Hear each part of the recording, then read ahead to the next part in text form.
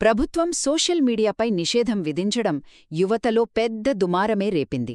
కొద్ది రోజుల తేడాలోనే ఏకంగా ప్రధానమంత్రి, హోంమంత్రి, చివరికి రాష్ట్రపతి కూడా రాజీనామా చేసేశారు. దీంతో నేపాల్ రాజకీయంగా పెద్ద గందరగోళంలో పడిపోయింది. అసలేం జరిగిందో ఇప్పుడు క్విక్గా చూద్దాం. మొదటిగా ప్రధానమంత్రి కేపీ శర్మ ఓలీ. ఆయన సెప్టెంబర్ 9నే రాజీనామా చేసేశారు. కారణమేంటంటే ప్రభుత్వం సోషల్ మీడియాను బ్యాన్ చేయడం. దీన్ని భావప్రకటన స్వేచ్ఛపై దాడిగా చూసి మన జెన్ జెడ్ యువత, అంటే ఇప్పటితరం వాళ్లు, పెద్ద ఎత్తున రోడ్లు మీదకొచ్చారు.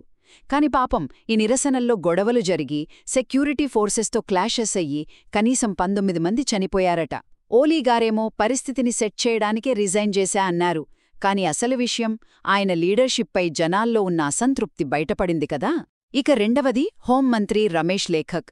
ఆయన సెప్టెంబర్ 8నే, అంటే ప్రధానికంటే ముందే రిజైన్ చేశారు. ఎందుకంటే ఆ నిరసనల్లో జనం చనిపోవడానికి నేనే నైతిక బాధ్యత తీసుకుంటున్నా అని చెప్పారన్మాట.